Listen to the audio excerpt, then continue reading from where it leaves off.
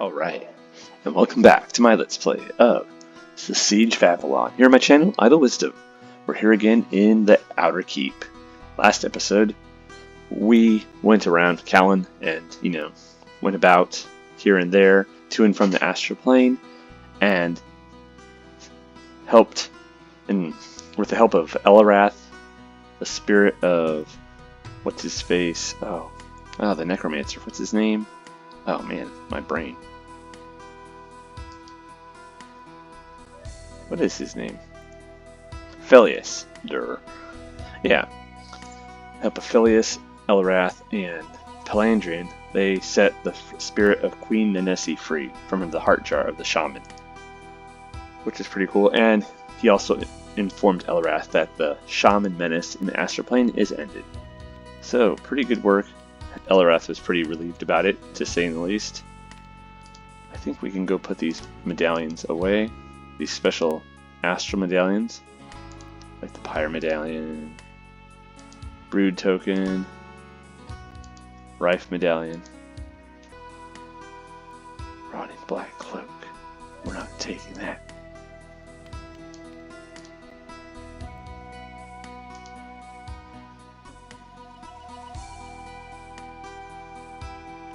Well, that's some Dicky Bears. Dicky Bears. Black Vest. Open Black Cloak. No. Let's see. What if I do this?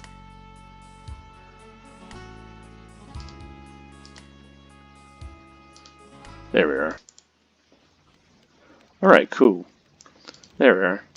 Got freed up his look. So, alright, with that little bit of sorting out of the way, I will have edited most of that out. Basically, I just took off a cloak and put away some rings and changed up our gear, put some different gear around. Nothing too big, but I wanted to get that done. So, let's see what our stats are right at the moment. Stealth 40. Yeah, with a ding, but we still have the shadow spell, so we have a lot of training points. I don't know what our training is going to be at this point. I think I'm going to put a couple points in the charm. And one in perception, and let's boost our constitution up there, and that up to there. And let's see, and we'll boost our stealth up a little bit. There we are. We have 306 points. Excellent. Alright, so I'm not entirely certain where we need to go, so I guess we should go see General Overon. Not Overon, he's dead. He's rotting. General Roth. General Overon, what the heck, yo. That's Joffrey. Ambassador Joffrey. Oh, here he is. The page intro. Sir Roth wishes to see you, Callan. Mudam has also requested your presence. Thank you, intro. I'll see him presently. Alrighty. Intro has told me that Sir Roth requests my presence. In addition to Sir Roth, Mudam also requests that I consult with him. Alright, so let's go see what Sir Roth has to say, and then we'll go talk to Mudam. See if these gentlemen have anything to say. Sir Mabon. Hello there, Callan. I've heard you've been busy. There are times I think my work will never end, Sir Mabon. I'm often possessed of the same thought, but I'm making progress in shifting through the mess in my office, so all is not yet lost. I've heard a little of your exploits. Each of your successes is a nail taken from our collective coffin and hammered into the enemies. Isn't it wonderful that all 7 kingdoms are now working together toward one common goal? Alright, we can say, while it is heartening that all of Urael now has a common goal, it is a bit disconcerting that it took all this to make it so. Or, the quickest way to an alliance is a common enemy. It is true that we are working together, but I believe it is because we must. We will probably go our separate ways after the Ahoul are dispatched.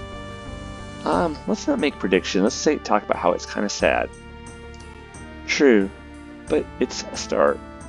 We may just decide we like working together. Now, If you'll excuse me, I still have some papers to organize. I certainly hope so, Sir Mabon. Farewell. How about you? Lord Padver. To what do I owe the honor of this intrusion? Yeah, he's a jerk. Have you heard the tall tales the young ones tell? They brag about how many Ahoul they've killed. Most of them are archers and mages. They don't know what it's like to lose a friend on the battlefield. Hey, we know what we're doing. We'll agree with him. Indeed. When you have to pull the axe from your friend to save another, that's when you know this is war, any war. This war, any war, is pointless. Somehow it continues. Our forefathers fought, and our children fight now. I fight because I believe that what I am fighting for outweighs the blood on my hands. But all the killing somehow ends up making the idea seem wrong.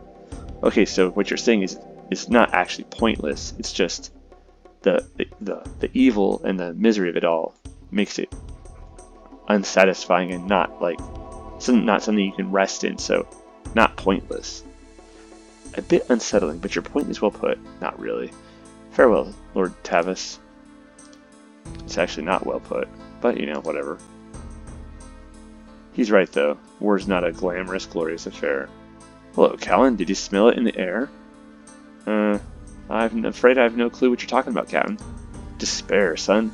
I'm not the only one who has noticed. If only there were some way to raise the spirits. Well, I'd say that was Phileas's area of expertise, Captain. What? Oh!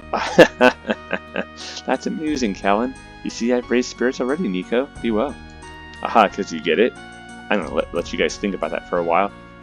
That's his Phileas's area. Yes, raising spirits is what a necromancer does. Callan's telling, good, funny jokes, puns, even. Sir Roth. Callan, it is good to see you. I trust you have been well. He sighs wearily.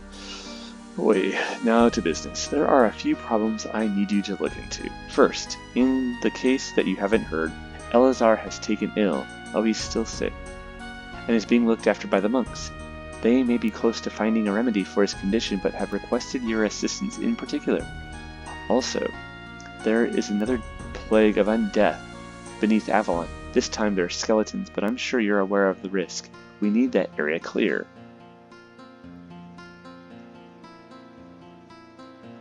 Hey, oh, that's right. The skeletons were Phileas's assistance project. It's something Phileas wished to do to protect the lower levels of Avalon. Stock the area with mindless, devoted defenders that would never be missed. A mage's assistant is sometimes a dangerous person, Sir Roth says. Magical ability must be tempered with wisdom, just as a child cannot be given a sword. Wastian has told me that these skeletons will attack anything but each other, so you'll have to speak with him, as he is locked up, for fear that the skeletons would enter the keep. I'm sure you'll resolve the problem on your own. I don't recall having to lead you in the past. That being said, I'm sure you'd like to start on your duties without much further ado. I'll likely not be here when you return. I need to check on the fortifications at Eastgate. Unless you have any further questions, I hope to see you again. Okay, so General Roth is taking off. So it seems that Bones's programming of the skeletons wasn't quite correct, or is Bones actually rogue and wanting to take revenge on Phileas's detractors? He wants to avenge his master as he sees it, not realizing that Phileas is trying to defend Avalon in his own, albeit somewhat twisted way. Or is it just that Bones is just not very good at his job? Alright, you need not worry about my welfare, Sir Roth. I shall not fail. I know that, Callan. I do not fear for your welfare. Now, if you'll excuse me, I must check on Tempest. Since you found that fine steel, he's agreed to make me a sword. If Fester has supplied the requisite oils, it should be finished sometime today. Then I shall see you when these situations have been resolved, Sir Roth. Farewell. Is this an ominous parting? I hope not. That seems a bit, a big to-do right there. But anyways, let's see. After telling Sir Roth that the skeletons beneath Avalon are the work of Peleus' assistant, he informed me that Wastian mentioned that these skeletons will attack anything except each other. That's great. So they're basically just rogue undead now.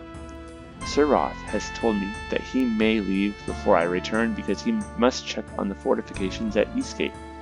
And Tempest is forging a proper sword for Sir Roth, possibly with the fine steel that I discovered and brought back what seems like ages ago. Remember that from way in the beginning in chapter 1, I think it was? Yeah, they're in the village, the ruined village. We regained that fine steel for the, what was his name, Brand, or I don't remember, one of the dudes out in the Outer Bailey, and he gave us that officer sword in return. Yeah, it's probably just a couple weeks here, and yet it seems like ages. Quests. We need to assist the monks in whatever capacity they desire in order to cure Elazar's malaise, and we need to discover and solve the source of a plague of skeletons beneath Avalon. Alrighty. Wow, that's something.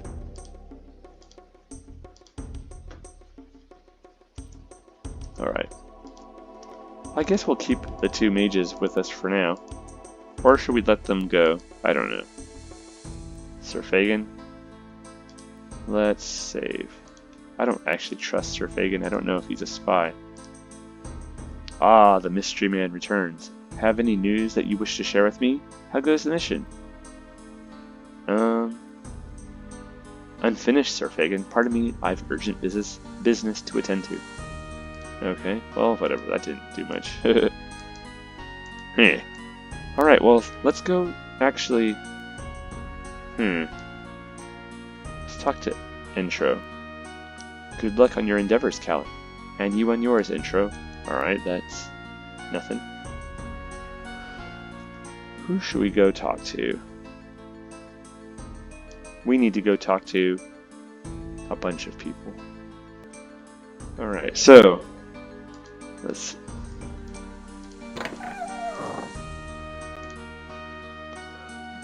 Should we go talk to... Actually, let's go back. Let's go talk to Tempest, the blacksmith. He should be up there. Let's see about this sword. I don't know if we need to do anything with that, but we'll go and just talk to him anyways.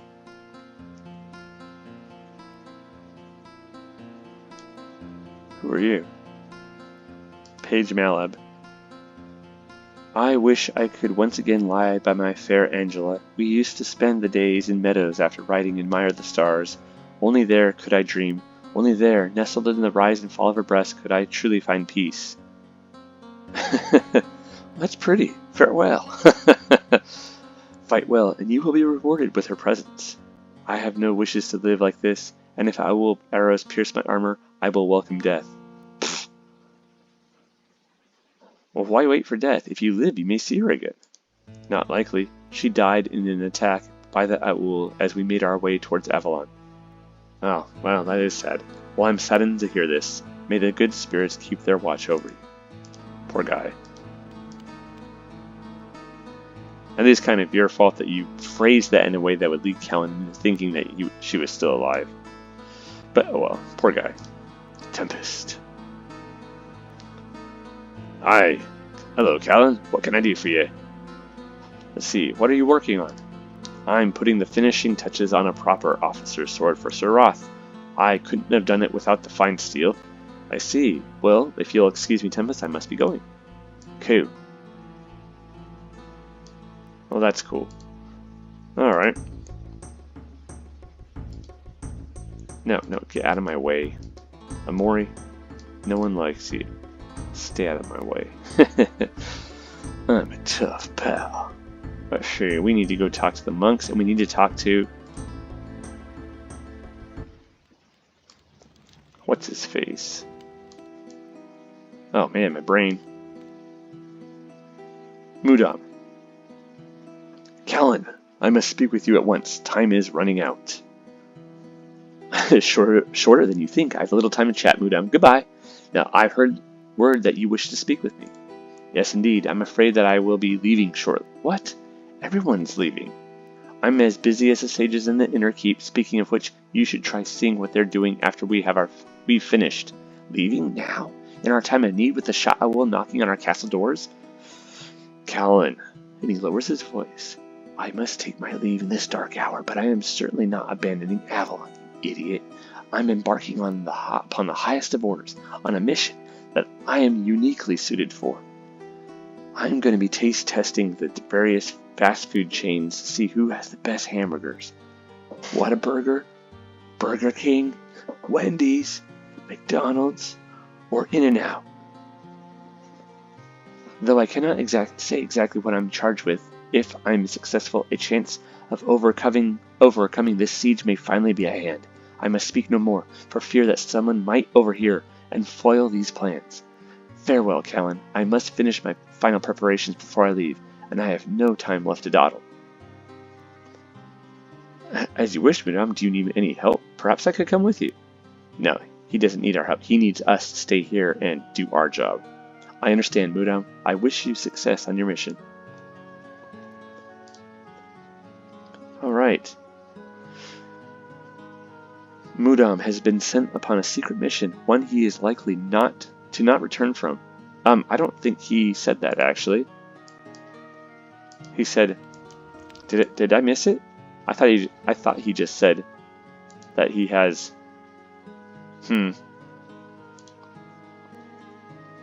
Nope, alright. That he's gonna be gone for a while. Oh man, I don't know. Let's go talk to Elazar right quick. See if he has anything for us. And then we're gonna go, I don't know, we have to go talk to the sages in the inner keep. We have to talk to the monks. And we have to go talk to Bones and maybe Wassian. Good day, Callan. Oh. What have you done to the portal, Elazar? It's no longer active. Oh, I thought I told you. He's like, oh no, I told Sherard. Never mind. Keeping it open, while not dangerous any longer, does tax me a bit due to the spells needed to activate it after such a period of inactivity. It is ancient and needs a sort of maintenance, if you will. Regardless, your business there is finished, Callan, and I feel a portent of things to come that conveys to me that we must all be at our best. AKA, I read the script and we're in the final chapter of the game. Thank you for the information and advice, Elazar. I shall speak to you later. Oh man, we don't get no more training? Darn. Elazar has disabled the portal, for it taxes him to keep it open. He adds that he feels an omen that has convinced him that we must all be at our best. And I'm adding words. Sherard, what's up? Do you need something? I've come to teach you some of the spells I've learned. Actually, I can't seem to learn anything new. My lesson today was about defining the path when there is no path. It seems that my initial quest for knowledge was based upon my greed for power. I never fully realized that the only use for new power is to counter the power of an opposing force. Huh. So you're saying that the only reason I should improve myself is because of Mithras? Because, Mithras is the great power, so Callan's improving himself, getting more and more powerful. But for what? To counter it? I'm only saying to be careful. Power corrupts. Absolute power corrupts absolutely. One does not know the extent of himself until he is given the power to explore it. Certain ones involved in the founding of our dear city have already fallen and betrayed it. Uh-oh. Thanks for the advice. I shall think upon this. Farewell. Okay, so power corrupts. Absolute power corrupts absolutely. That's a famous phrase. People love it. That's a line from Lord Acton. Lord Acton was a English aristocrat. I think 19th century, I believe. 1800s. And he was from a very, very, very wealthy family. But his family was like part English and part German. And he was a Catholic noble. And being Catholic, despite the fact that he was very, very rich, his family, and despite the fact that he was extremely brilliant, he could not get, and he did really well in school and everything, he could not get admitted to any of the big universities in Britain because they were all bigoted. And like Cambridge, Oxford, all that stuff, all those great schools that are just a bunch of jerks. English people really were anti-Catholic and anti-cultures that were traditionally Catholic, like, say, Irish. And so he was kind of at his, what the heck? But then he had family still in Germany, and the German universities at that time were really getting to be really great. And they're like, hey, why don't you come study over here in Germany where the rest of your family lives? And so he did. He studied there in Germany. And he was very much, and he studied like politics and philosophy and stuff like that, and I think. And he was very much a critic of established power and very much a proponent of freedom and, and things like that. Which is not surprising given that he was a member of a disadvantaged minority in a way, despite being incredibly rich, which is a interesting thing to think about, that if you come from an oppressed group, then it's interesting to see that even people who have great wealth or position, who are still members of that group, still suffer disadvantages in a way. Their great wealth or whatever does not still purchase them or gain them access to, the best things in your cultures, like being admitted to Cambridge or Oxford. I don't know. Interesting. But very famous phrase. Anyways, Lord Acton, very cool. Thanks for the advice. Let's talk to him again. So he's having... Okay, let's see. Is something wrong? Okay. But I want power to protect all of Avalon. Okay, I'm only saying that... Okay, cool. Alright, interesting. He's having some thoughts.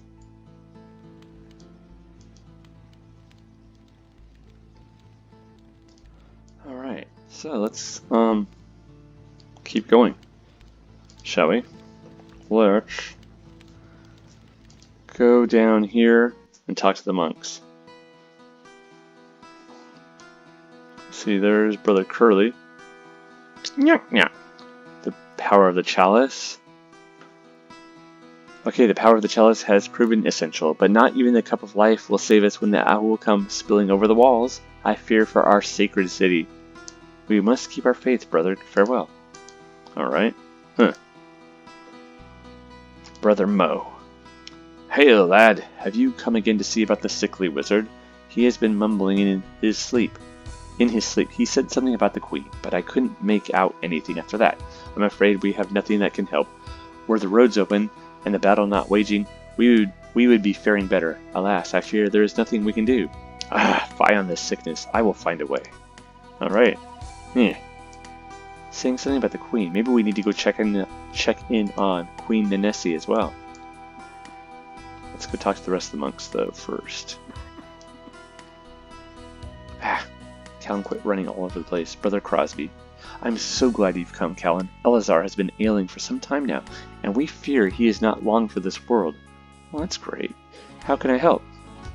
Since you were so effective in aiding the Cathayans when King Isdurnus was poisoned, some of my remember Brother Larry is there with them. So maybe he told... Some of my brethren suggested that we seek your assistance. In truth, we are unsure as to the exact nature of his affliction, but we thought your experience might enable you to shed some light on the matter. I mean, you're basically a miracle worker, aren't you? Well, next to your order, my knowledge must be quite limited. Still, I'll be glad to help if I can. We have tried all the mundane remedies we know of without success. Perhaps you could help us find some mystical cure for his strange ailment. Well, I suppose I should seek the counsel of one of our resident mages, for they might have some clue about this strange affliction. I would recommend Elrath. I spoke with him some time ago, but he seemed terribly busy.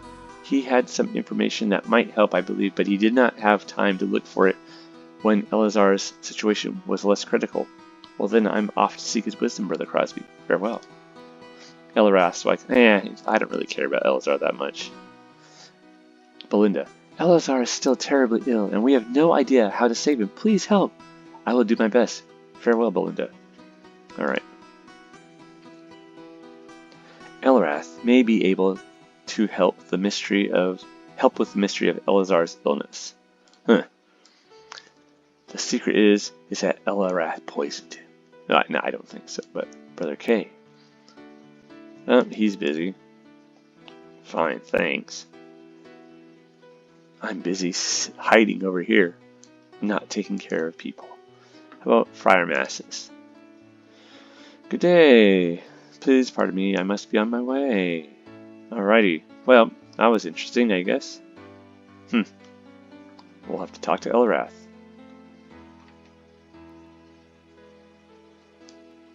How about y'all? Good day, yes it is. Good day, soldier. Whoop-de-doo.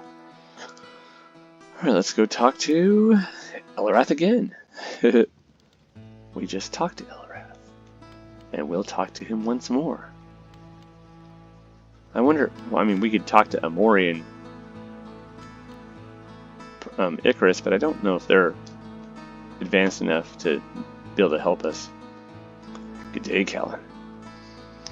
I've come to seek your wisdom on the strange affliction that has stricken Elazar. Ah, yes, I spoke with Brother Crosby about this some time ago, but recent events have kept me too busy to check up on the matter. I'd heard rumors that Elazar's condition was worsening, but I was not certain if they were true. Indeed, he seems to be getting much worse, and Brother Crosby doesn't think he'll last much longer. Well, that's whatever. Oh, never mind. I mean, I will gladly aid my brother mage, Callan.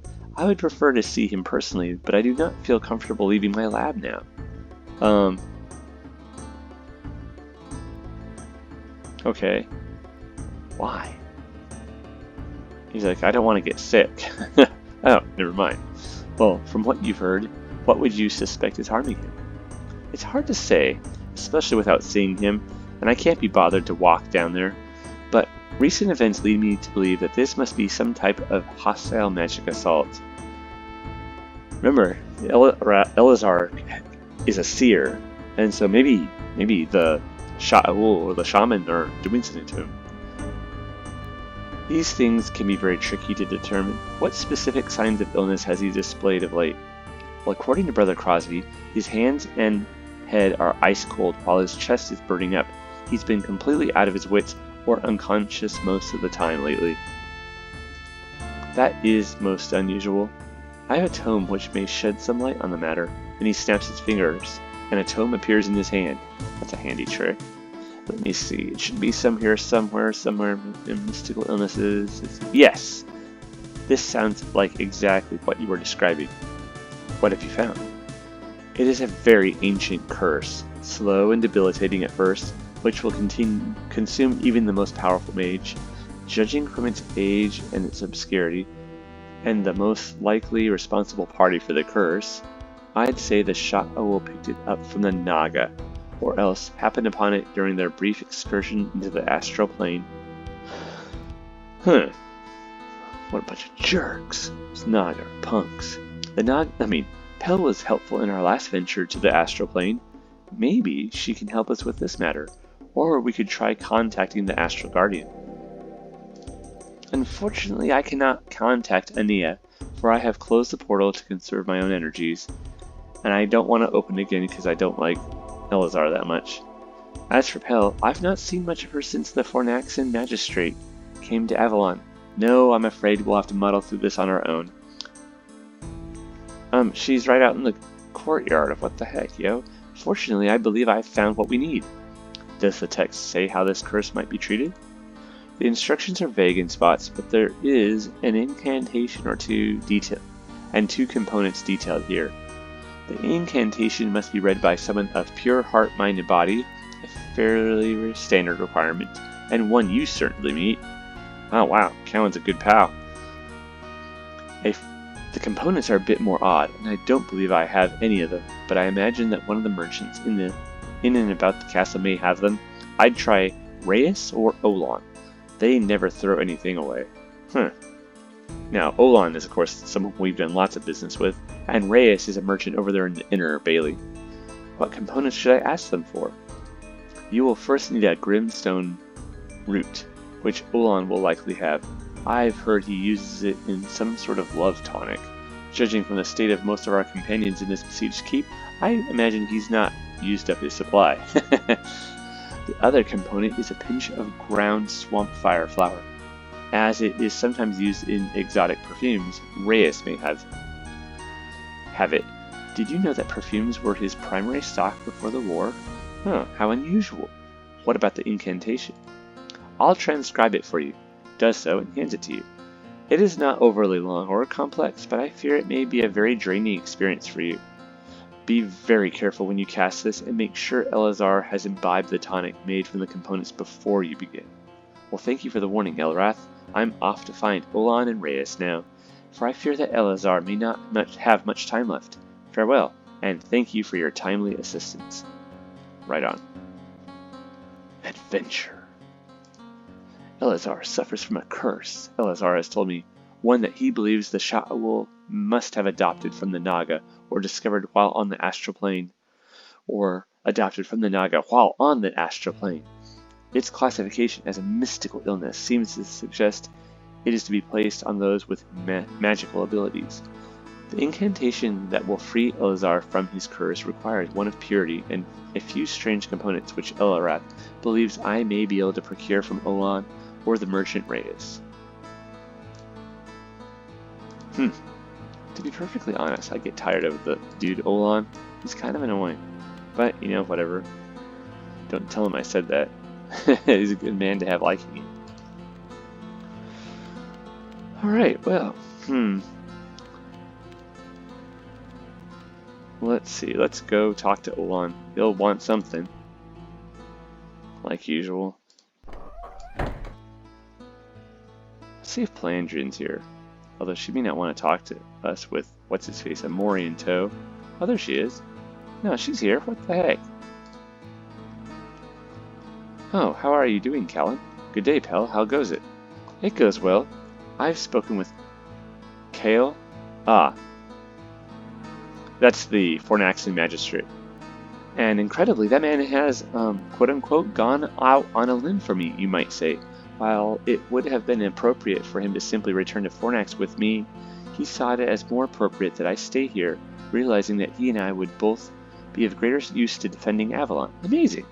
Oh, and by the way, he mentioned your involvement, so do not worry. Go on and be about your business, and do not worry about me, Callan. Although your concern is touching, I know you've much to do, especially now. And she cocks her ear to the wind and looks pensive.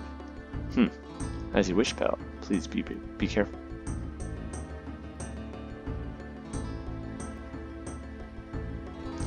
Interesting.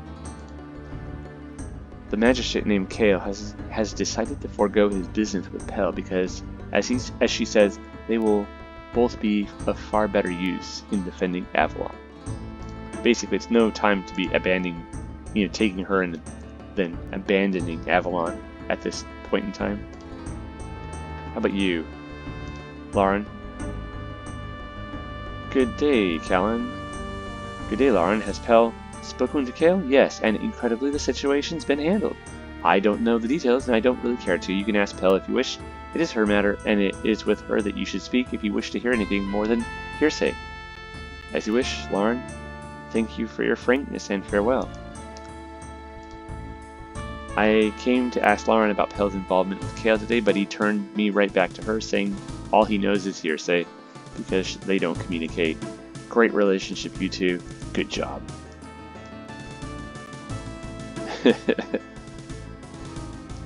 It's on a need-to-know basis, and he doesn't need to know. Yeah, good job there, Pell.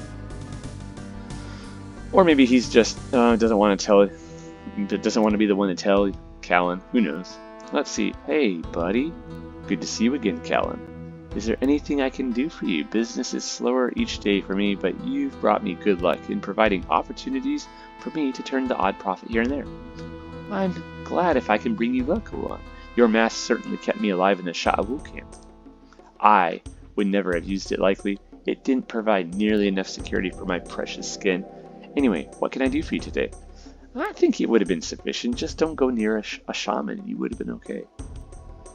I'm looking for an exotic ingredient for a special tonic to treat Elazar's strange illness. Grimstone root, to be precise. Grimstone root? I would never have thought Elrath. Never mind. Let me just check. and he rummages around for a moment, then returns with a tiny packet. Here you go, Callan. No charge. Be careful with that, or you'll end up surrounded by women wherever you go. And he winks. Actually, I never believed that you could make love potions with it. My customers do, though, so I always have some. I hope it helps you. It will save a life, one. May the good spirits reward your generosity. Farewell. Wow. Are you feeling okay, dude? Avalon didn't charge us for that.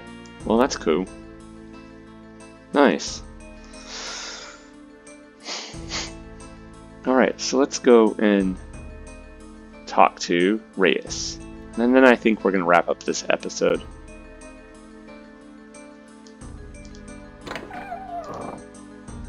We need to go into the Inner Bailey. Yep, merchants. Alright, and you two, jackanapeses, stay off the flowers. Otherwise those gardeners will yell at us. And I can't handle being yelled at by gardeners.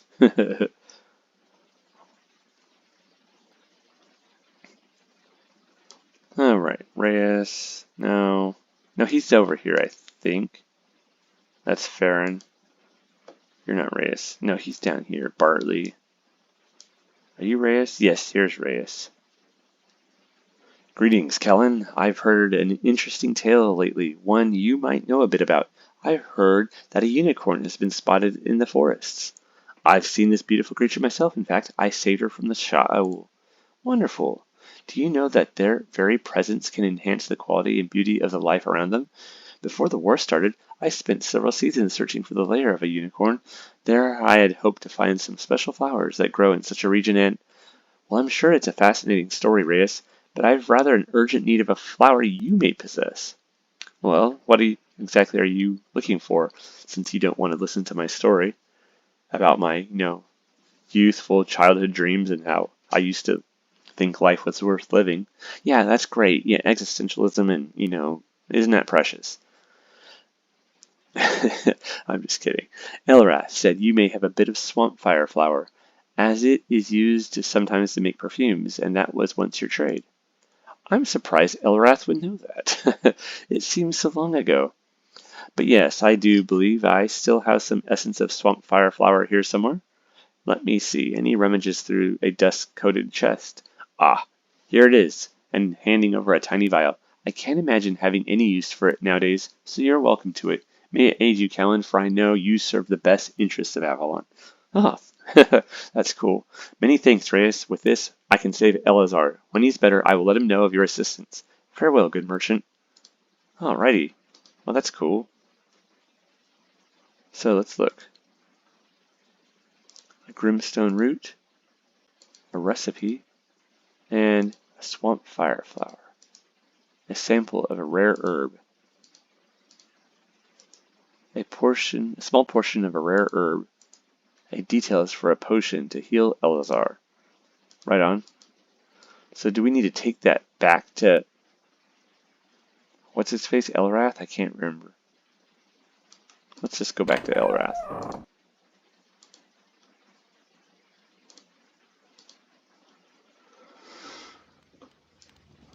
Elrath, we got the stuff. Got the stuff, dude. Dude. Got the stuff. Man, those merchants were freaking totally legit and cool with us. I don't know. Hopefully it's not a bad sign. Have you had any luck with Elazar's mysterious illness? Yes, I have recovered the necessary ingredients. Take these ingredients to Brother Crosby. With them and the incantation, you should be able to help poor Elazar.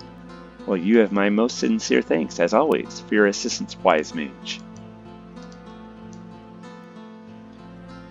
I like how respectful Callan is. Usually. Every once in a while he acts like a little punk, but for the most part he's pretty respectful. Which shows good character. That's Curly. We need Crosby. Is he down here? I cannot remember, ever. That's Brother Mo.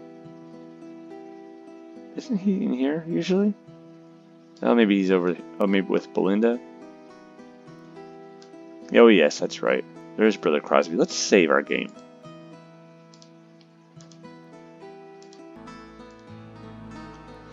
Alright, so I think we're going to actually call this episode right here before we talk to Brother Crosby.